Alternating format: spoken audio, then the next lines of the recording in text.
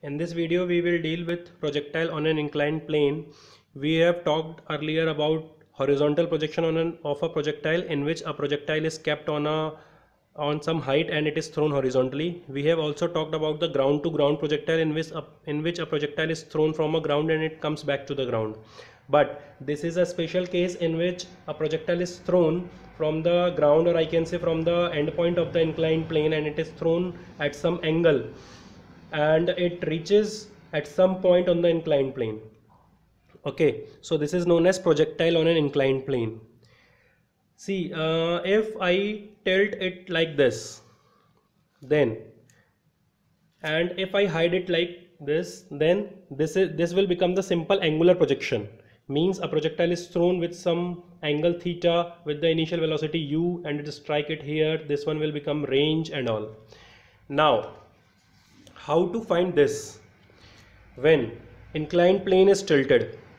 So let this complete angle is alpha and this angle is beta. So if I consider this angle theta as I have considered in ground to ground projectile, so what will be theta here? Theta will be alpha minus beta. Okay, this angle will be theta, this one, and it will be alpha minus beta. Now what to do? This one is AC. Let take it as the x-axis. This one is x-axis, and similarly a perpendicular line on the x-axis, a perpendicular line on this axis, this one, it will be y-axis, and this complete angle is 90 degree. So at this point, what will be G at this point? Suppose this is the triangle, this is the inclined plane, and this angle is theta. Okay, we know that the gravity is applied directly towards the earth. This will be small g. Can I make its component? Yes, I can make its component. See,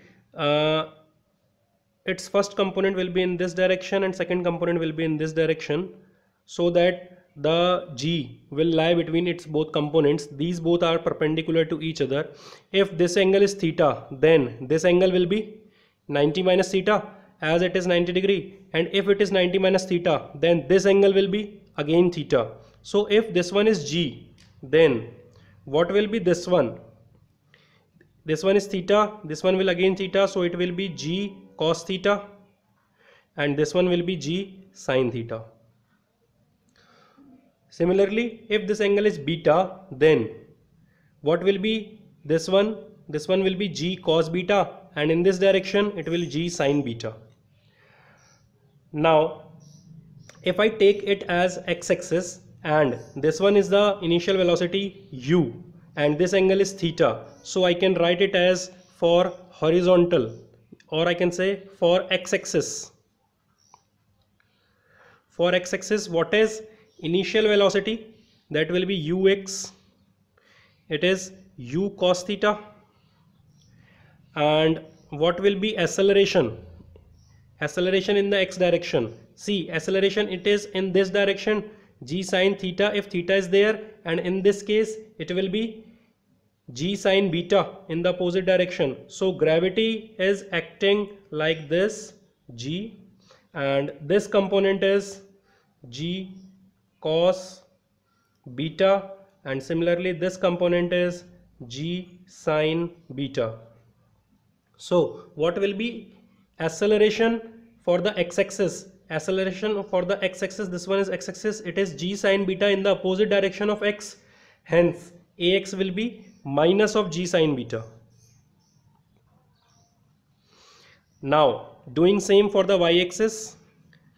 For y-axis, this one is our y-axis, so uy will be, if this one is u, this is angle is theta, so this is u cos theta, so this will be u sin theta, so I can write it as u sin theta.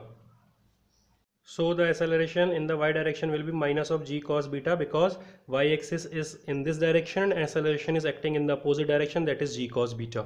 So for the opposite direction we have taken minus sign here. Now for finding the time of flight,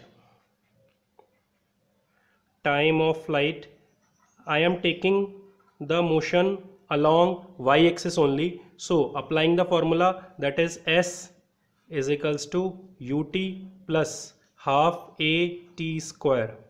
So what is the displacement along the y axis? The particle has moved on the y axis and then comes back to the x axis, so the displacement along the y axis is 0. Initial velocity along the y axis is u sin theta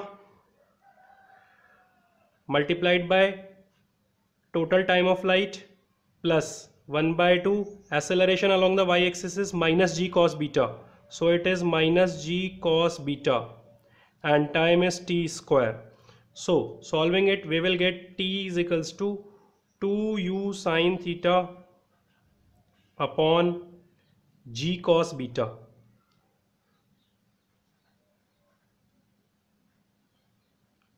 G cos beta. So this is the formula for time of flight in this case, and put theta as alpha minus beta, then you will get it as 2u sin alpha minus beta upon g cos beta. What is alpha minus beta? Alpha is the whole angle with the ground and beta is the angle of inclination with respect to ground. So time of flight will be this will. We don't have to learn this formula. See, we have the formula t is equals to 2u sin theta upon g for ground to ground projectile. This one is same. Here g is towards the ground, and towards the ground this time, if the plane is like this, then gravity acting will be g cos beta. So we have replaced g as g cos beta. You can simply learn it from here. This is a trick to learn. That is t is equals to 2u sin theta by g for the ground to ground, and t is equals to 2u sin theta, it is same, u sin theta, and g will be g cos beta, as the acceleration in the y axis is g cos beta. Now we will find range. So for finding the range, I can write it as small s is equals to ut plus half a t square. What is distance covered? Distance covered is range. What is initial velocity along the x-axis? It is u cos theta multiplied by total time of flight, that is capital T, plus 1 by 2. What is acceleration? Minus g sin beta along the x-axis, minus g sin beta, and time is t square. Then what to do? Put the value of t here. I am not showing the steps to putting the value of t. You can put the value of t, this one, 2u sin theta upon g cos beta.